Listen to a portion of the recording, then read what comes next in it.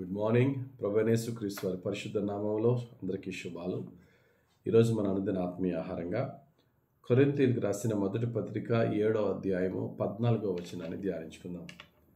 అవిశ్వాసి అయిన భర్త భార్యను బట్టి పరిశుద్ధపరచబడును, అవిశ్వాసురాలైన భార్య విశ్వాసి అయిన భర్తను బట్టి పరిశుద్ధపరచబడును. లేని ఎడల మీ పిల్లలు అపవిత్రులయ్యుందురు, ఇప్పుడైతే వారు పవిత్రులు. చదవబడిన వాక్యంలో మనం చూసినట్లయితే హౌస్ హోల్డ్ సాల్వేషన్ గురించి ఇక్కడ మనం చూడవచ్చు. కుటుంబం అంతా కూడా రక్షింపబడవలసిన విధానం గురించి ఇక్కడ పౌలు భక్తుడు చెప్తున్నారు. కొంతమంది కుటుంబాల్లో విశ్వాసి అయిన భార్య అవిశ్వాసి అయిన భర్త ఉంటారు, లేదా విశ్వాసి అయిన భర్త అవిశ్వాసి అయిన భార్య ఉంటారు. విశ్వాసాలు వేరైనప్పుడు, ఆత్మీయత వేరైనప్పుడు భార్యను బట్టి భర్త, భర్తను బట్టి భార్య పరిశుద్ధపరచబడకపోతే ముఖ్యంగా నష్టపోయేది ఎవరు అంటే పిల్లలే. కాబట్టి మన పిల్లల గురించి అయినా సరే ఈ లోకానుసారమైన జీవితాన్ని మానుకుని పిల్లలు ఎదుగుతున్నప్పుడు వారి జీవితం మన పిల్లలు విశ్వాస భ్రష్టులు కాకుండా, దేవుని కృపకు దూరం కాకుండా, దేవుని పరిశుద్ధతలోనికి రాకుండా మరి తొలగిపోయే స్థితిలోనికి మన పిల్లలు దిగజారక ముందే ప్రతి తల్లి ప్రతి తండ్రి పిల్లల నిమిత్తమైన దేవుని యందు విశ్వాసంలో నడవడం అనేది చాలా చాలా అవసరం. మరి ముఖ్యంగా పేతురు భక్తుడు స్త్రీల గురించి అంటారు, స్త్రీలారా, ఒకవేళ మీ భర్తలు నువ్వు ఎంత ప్రార్థన చేసినా, ఎంత వాక్యం బోధించినా, వారికి ఎన్ని మాటలు చెప్పినా వారు ప్రభువులోనికి రాని భర్తలకు మీరు కలిగి ఉన్నారు అంటే మరొక పద్ధతి ఏంటంటే మీ యొక్క పవిత్రమైన సాత్వికముతోనే మీ భర్తలను జయించుకుంటారు అనే మాట పేతురు రాసిన మొదటి పత్రిక 3వ అధ్యాయం మొదటి 2 వచనాల్లో ఉంటుంది. అటువలే స్త్రీలారా, మీరు స్వపురుషులకు లోబడి ఉండుడి. అందువలన వారిలో ఎవరైనాను వాక్యమునకు అవిధేయులైతే వారు భయముతో కూడిన మీ పవిత్ర ప్రవర్తనను చూచి వాక్యము లేకుండానే తమ భార్యల నడవడి వలన రాబట్టబడవచ్చును. కాబట్టి ఒకటి, వాక్యముతో భర్తని భార్య లేక భార్యను భర్త దేవుని విశ్వాసాలు నడిపించుట. కొంతమంది వాక్యానికి లొంగని వారు నీ యొక్క సాత్వికానికి లొంగుతారని వాక్యం రాయబడింది. సాత్వికులు ధన్యులు, వారు భూలోకమును స్వతంత్రించుకొందురు అని భక్తుడైన పౌలు చెప్తున్నారు. కనుక ఇప్పుడు ఒకసారి మనం చెక్ చేసుకుందాం.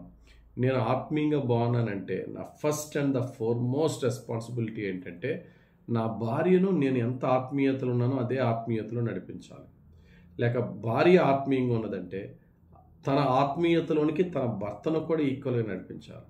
ఆ తర్వాత రెస్పాన్సిబిలిటీ ఏంటంటే వారితో పాటు ఇద్దరూ కలిసి అదే విశ్వాసంలో పిల్లలను నడిపించాలి. లేకపోతే పిల్లలు ఏమవుతారట? అపవిత్రులు అవుతారు, దేవుని యొక్క పరిశుద్ధత కోల్పోతారు.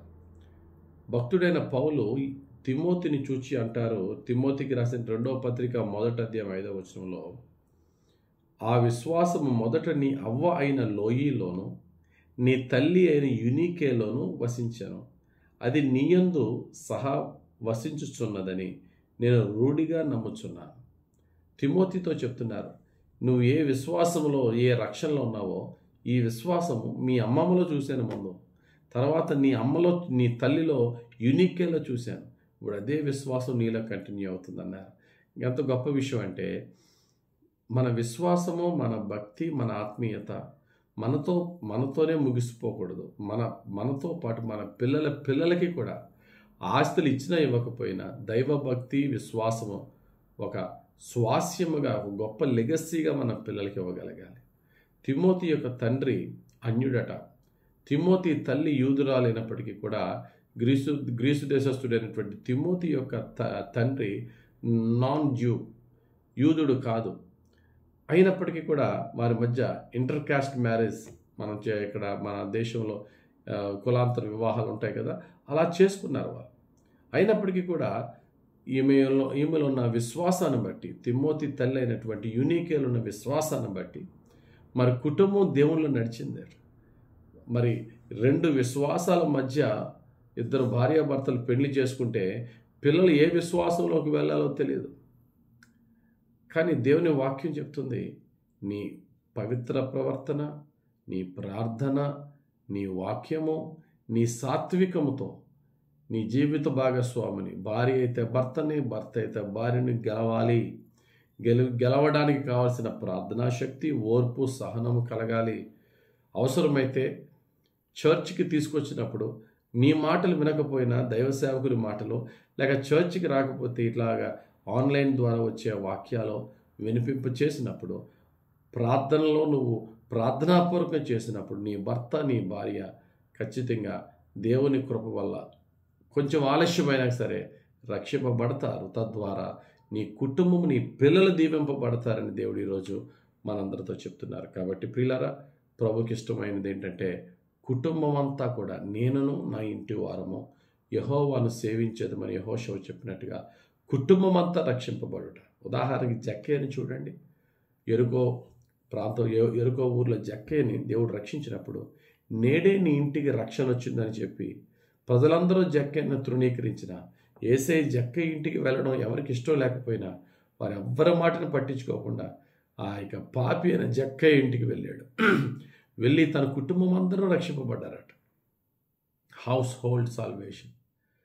భక్తుడైనటువంటి పౌలు శీలను జైల్లో పెట్టి ఆ యొక్క చెరసాల నాయకుడు రాత్రంతా హింసించినప్పుడు దేవుడు అద్భుతమైన భూకంపం రప్పించి ఆ చెరసాల బ్రద్దలయ్యి వీరెవ్వరూ కూడా ఖైదీలు ఎక్కడే పారిపోకుండా ఉన్నప్పుడు వీరి ఆరాధనకు దేవుడు చేసిన కార్యానికి చెరసాల నాయకుడు ఆశ్చర్యపోయి, అయ్యా, రక్షింపబడాలంటే నేనేం చేయాలంటే నీవును నీ ఇంటి వారు కూడా యేసుక్రీస్తునందు విశ్వాసం ఉంచండి, రక్షింపబడతారంటే రాత్రిగాడే పౌలు శీలలు జైలర్ ఇంటికి వెళ్ళి వారికి వాక్యం బోధించగా తన ఇంటి వారందరూ రక్షింపబడిరి అనే మాట అపోస్తుల కార్యాలు 16వ అధ్యాయం 31వ వచనం నుండి 33వ వచనం వరకు ఉంటుంది.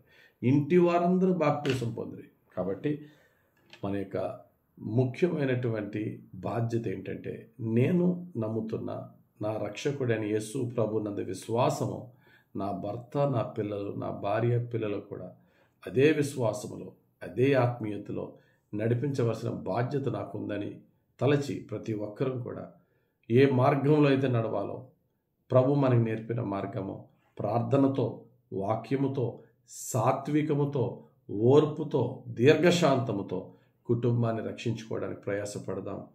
ఆ విధంగా ప్రార్థనాపూర్వకంగా మనం ప్రయాసపడితే ఆలస్యమైనను దేవుడు గొప్ప ఫలాన్ని ఇస్తాడు. దేవుడు తన పరిశుద్ధ వాక్యం దీవించి మనందరి కుటుంబాలతో సహా పరిశుద్ధాత్ముడు రక్షించునుగాక.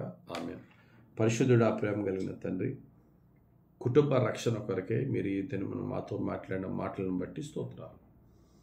కుటుంబాలుగా మేము రక్షింపబడి ఏ ఇంట్లో కూడా భార్య యొక్క విశ్వాసంలో, భర్త ఒక విశ్వాసంలో, పిల్లలు ఏ విశ్వాసంలోకి వెళ్ళలేని కన్ఫ్యూజన్లో ఉన్న ఏ కుటుంబాలు ఉన్నాయో ఆ కుటుంబాలు ఈ దినం నువ్వు ప్రత్యేకంగా దర్శించి నీ పరిశుద్ధాత్మ అభిషేకంతో భార్యలను బట్టి భర్తలు, భర్తలను బట్టి భార్యలు, తల్లిదండ్రులను బట్టి పిల్లలు యేసుక్రీస్తు నందు విశ్వాసం ఉంచి రక్షింపబడే భాగ్యము, నీ కృపను ప్రతి వ్యక్తికి, ప్రతి కుటుంబానికి, ప్రతి ఇంటికి ఈ వాక్యం రిసీవ్ చేసుకుంటున్న ప్రతి ఒక్కరి జీవితంలో నెరవేర్చమని యేసుక్రీస్తు వారి పరిశుద్ధ నామంలో ప్రార్థించి వేడుకొంచున్నాం పరమ తండ్రి.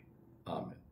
తండ్రి యొక్కయు, కుమారుని యొక్కయు, పరిశుద్ధాత్మ దేవుని అభిషేకం ఈ వాక్యం విని అంగీకరించి వారందరి జీవితంలో నెరవేర్చును గాక. Amen. Amen. God bless you. Have a very blessed day.